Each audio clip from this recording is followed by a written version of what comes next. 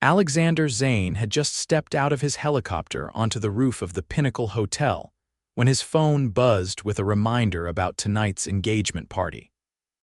His best friend from college, Benjamin Ross, was getting married to his longtime girlfriend, and Alex couldn't miss it even if his schedule as CEO of Zane International Shipping made social events a rarity. He straightened his custom Armani suit and ran a hand through his dark hair, wondering how he'd tolerate another evening of being the successful single friend everyone wanted to set up with their available acquaintances. "Mr. Zane, your car is waiting downstairs," his assistant called through his earpiece. "Thanks, Emma. I'll be right down," Alex replied, taking one last glance at the San Francisco skyline. At 34, he'd built a global shipping empire worth billions, yet something was missing. His friends were settling down while he collected real estate and business deals instead of meaningful relationships. The elevator descended smoothly to the hotel's grand ballroom, where Ben's engagement celebration was already underway. The space was transformed with twinkling lights and elegant floral arrangements.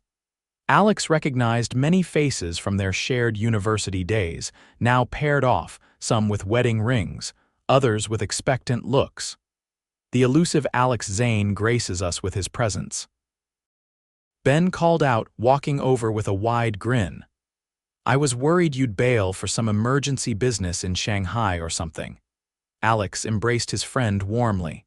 "Miss your engagement party, not a chance, though I did reschedule a call with our European distribution center." "Always the workaholic," Ben laughed, clapping him on the back.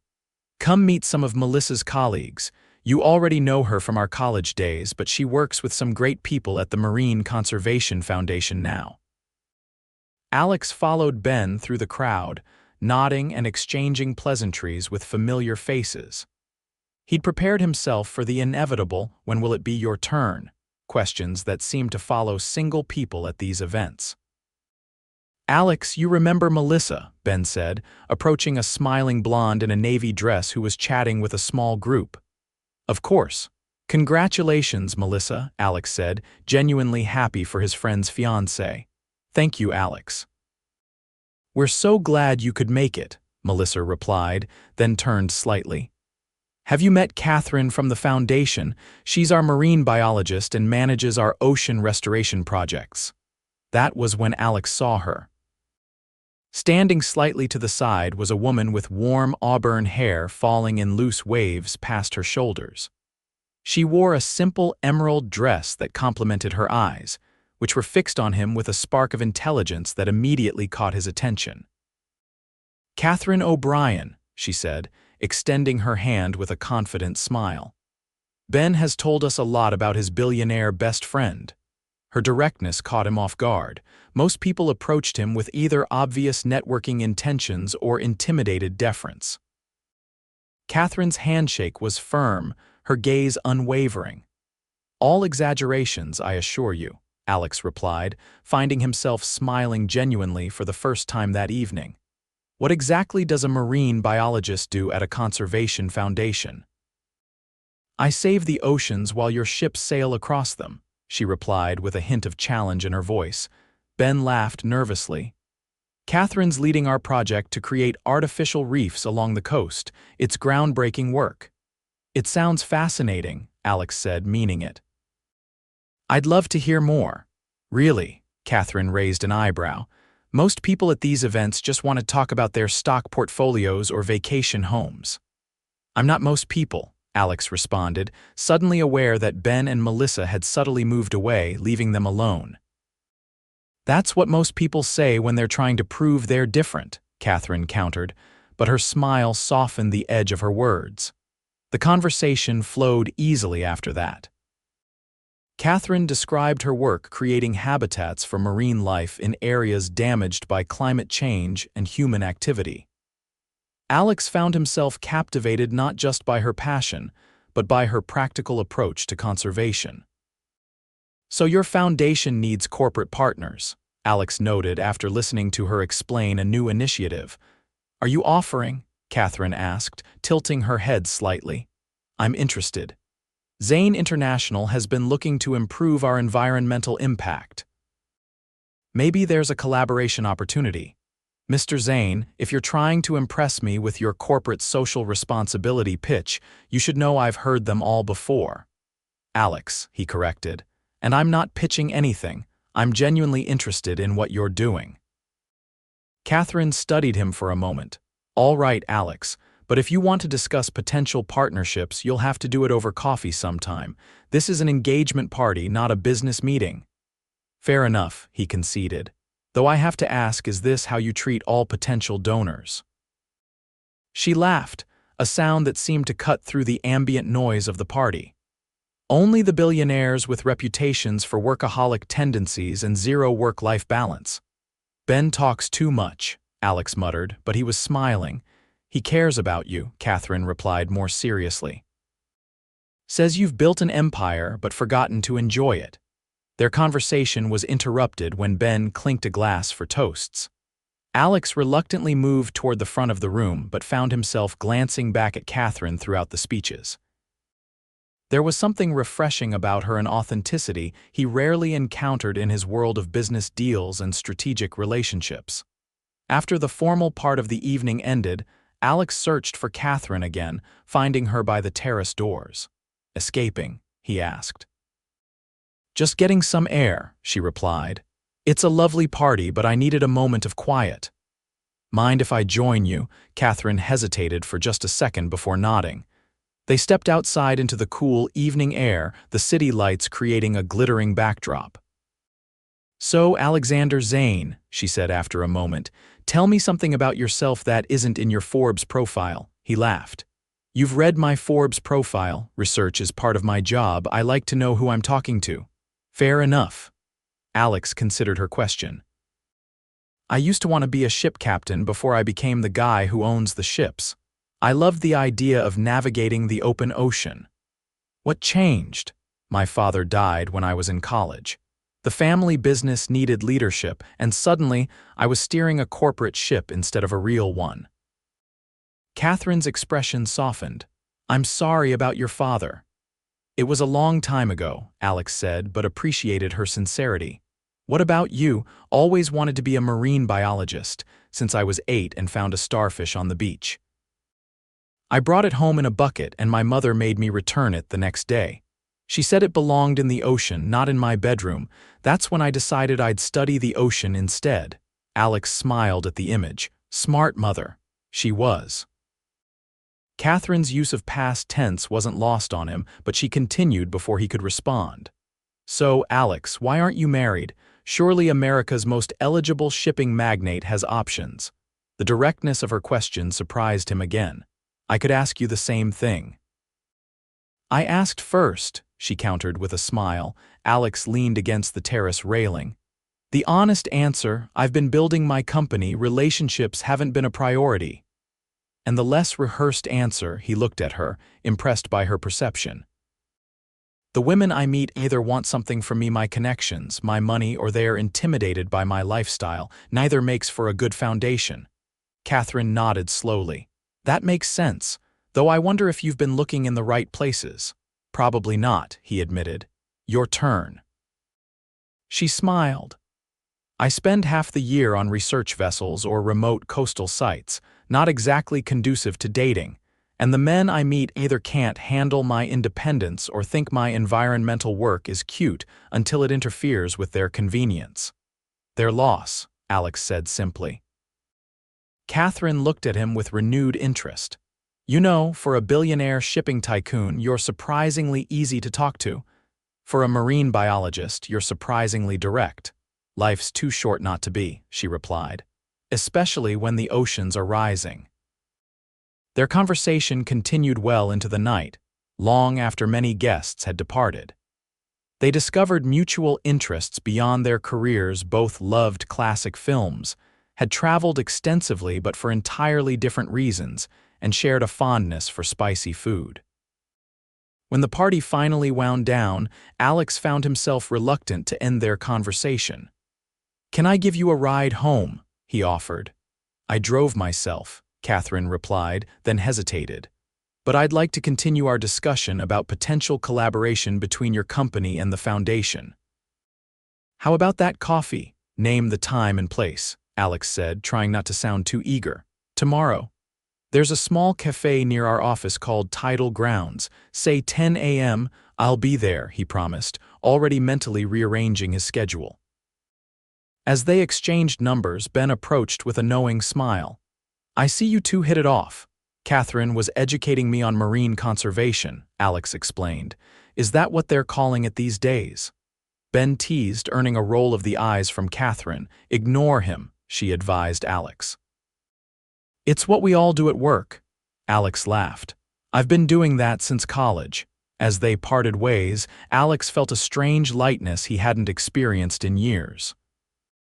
It wasn't just attraction, though Katherine was undeniably beautiful, but the sense that he'd met someone who saw past his wealth and status to the person underneath. The next morning, Alex arrived at Tidal Grounds 15 minutes early, having canceled a board meeting to make it. The cafe was small but charming, with nautical decor and large windows overlooking a park. Katherine arrived precisely at 10, dressed in tailored pants and a blue blouse, her hair pulled back in a practical ponytail. She spotted him immediately. You actually came, she said as she sat down across from him. Did you think I wouldn't? I thought you might send a representative or reschedule 3 times. I rearranged my day, he admitted. Some things are worth prioritizing. A slight blush colored her cheeks, but she quickly redirected. I brought some materials about our reef restoration program. She pulled out a tablet and several pamphlets from her bag. For the next hour, they discussed her foundation's work and how Zane International might contribute. Alex proposed not just financial support, but offering some of their shipping routes for research purposes and implementing new eco-friendly practices across their fleet. You're serious about this, Katherine noted with surprise after he outlined his ideas. Environmental sustainability isn't just good PR, it's good business, Alex explained. But more importantly, after hearing you talk about your work, I believe in what you're doing. Katherine studied him for a moment. Okay, I have a proposition. Before we formalize any partnership, I want you to see our work firsthand. We're doing a reef assessment this weekend. Come along. On a research boat, Alex clarified.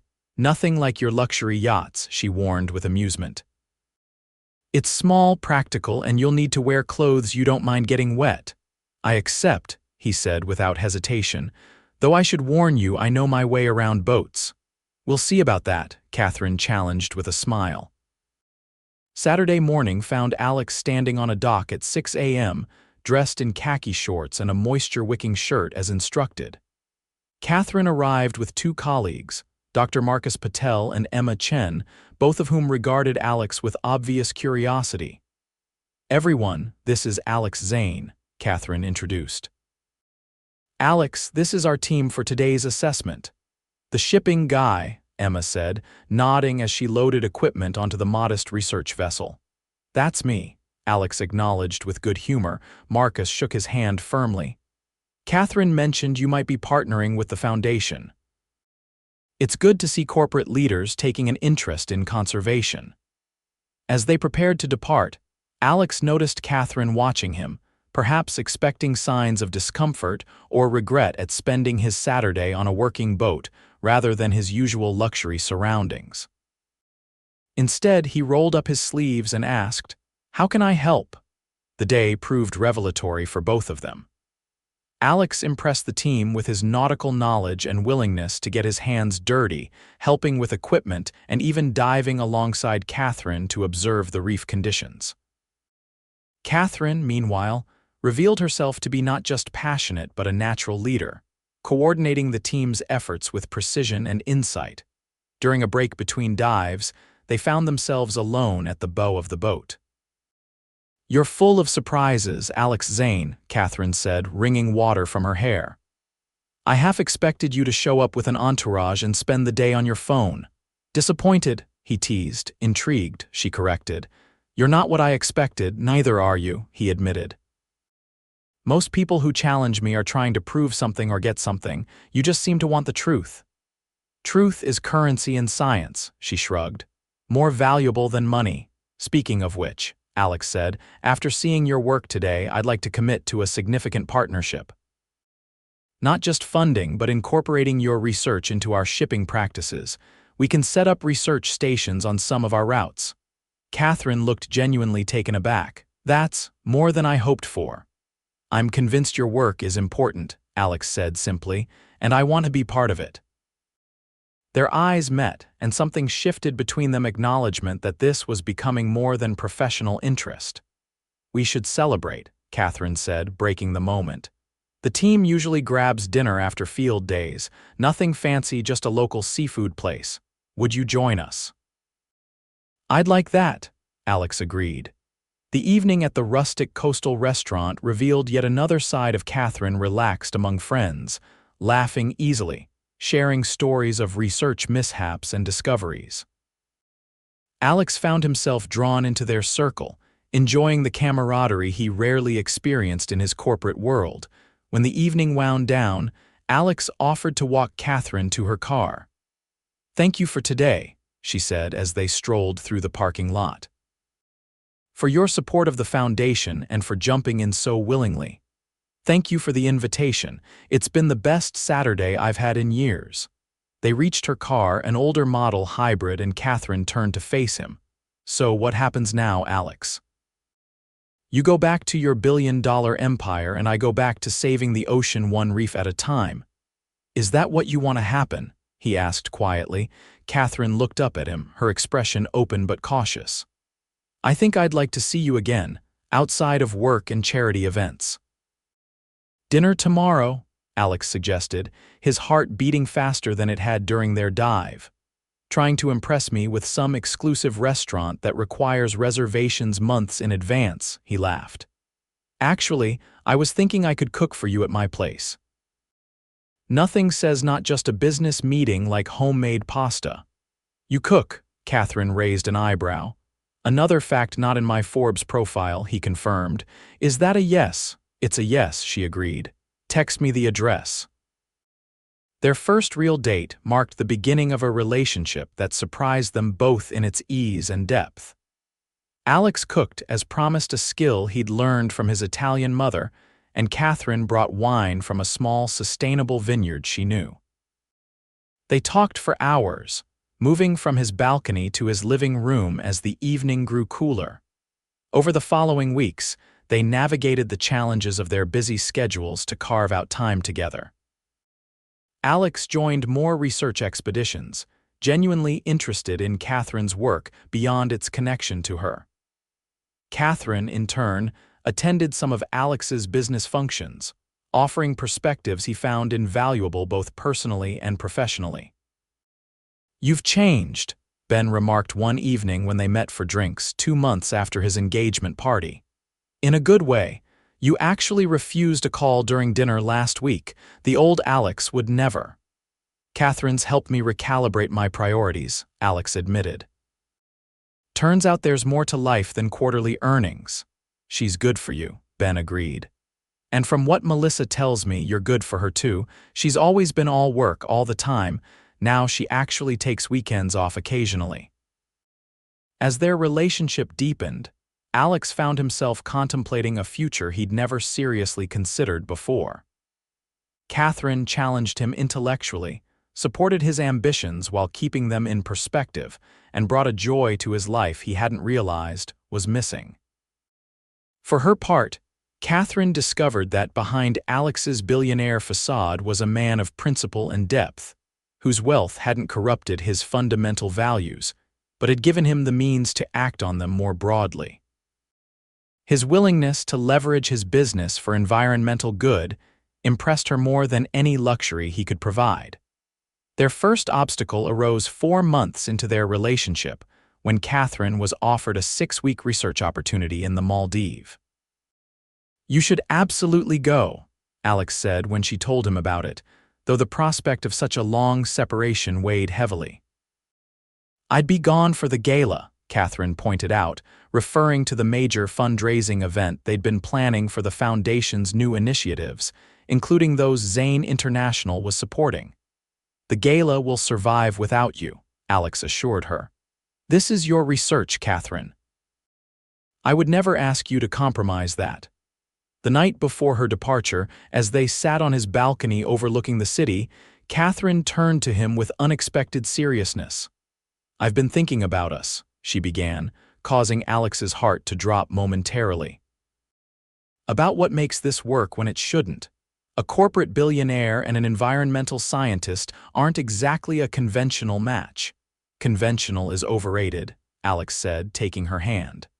We work because we respect each other's worlds without trying to change them. Katherine nodded. I've dated men who wanted me to be less dedicated to my work, less independent.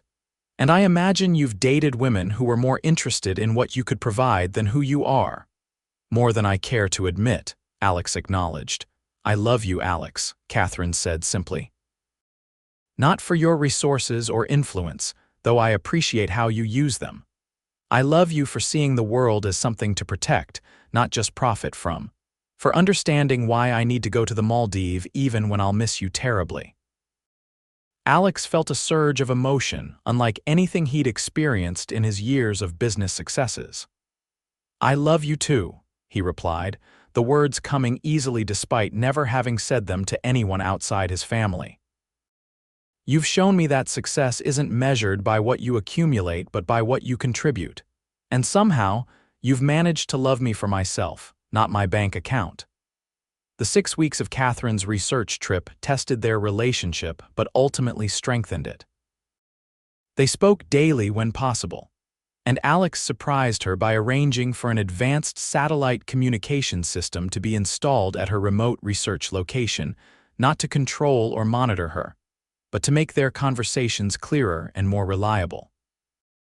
When Katherine returned, Alex was waiting at the airport, having cleared his schedule for 3 days to welcome her home properly. As she emerged from the terminal, tired but glowing with satisfaction from her successful research, he knew with absolute certainty that this was the woman he wanted to spend his life with. Rather than the elaborate proposal one might expect from a billionaire, Alex asked Katherine to marry him during a private diving trip to a reef they'd helped restore together. Underwater, he unfurled a waterproof banner that read, "Katherine, will you marry me?" Complete with a small waterproof box containing a ring, Katherine's eyes widened behind her mask, bubbles escaping as she laughed in surprise. She nodded emphatically, pointing upward to indicate they should surface. As they broke through the water, Katherine pulled off her mask, eyes shining. "Yes," she said immediately, "but I have conditions." Alex laughed, treading water beside her. "Of course you do, name them." 1. We continue our environmental work together not just through donations but active participation.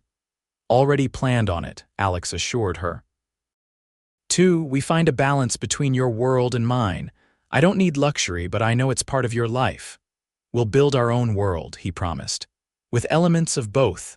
3. Katherine continued with a smile, you teach me to make that carbonara pasta properly.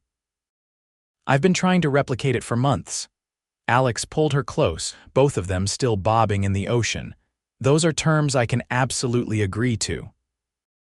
They were married a year later in a ceremony that reflected their shared values: sustainable, meaningful, and focused on their commitment rather than extravagance. The Foundation's work expanded with Zane International's support, creating a model for corporate environmental partnerships that other companies began to emulate. 2 years into their marriage, as they stood on the deck of a research vessel, now one of a fleet specifically designed for ocean conservation and research that Alex had commissioned, Katherine handed Alex an envelope. "What's this?" he asked, opening it to find a sonogram image. His eyes widened as he looked from the picture to his wife's smiling face. "The next generation of ocean conservationist," Katherine said, her hand resting lightly on her stomach. "Or shipping magnate, or both." Alex pulled her into a gentle embrace, overcome with emotion. "I never imagined this life," he admitted quietly. "Running the company, yes. The success, maybe. But this our work together, a family, this is beyond anything I could have dreamed." It's funny, Katherine mused, leaning against him as they looked out at the horizon. If Ben hadn't insisted I attend that engagement party if we hadn't met that night. I like to think we would have found each other eventually, Alex said. Some connections are inevitable, Katherine smiled up at him. The billionaire and the biologist, who would have thought? Not me, Alex admitted, kissing her forehead. And I've never been happier to be surprised. As they stood together watching the sunset over the ocean they both worked to protect, Alex reflected on the unexpected journey that had brought them together. From a chance meeting at his best friend's engagement party to creating a life and legacy that merged their worlds, he and Katherine had discovered that true wealth wasn't measured in dollars but in purpose, passion, and love, a lesson worth more than all his billions combined.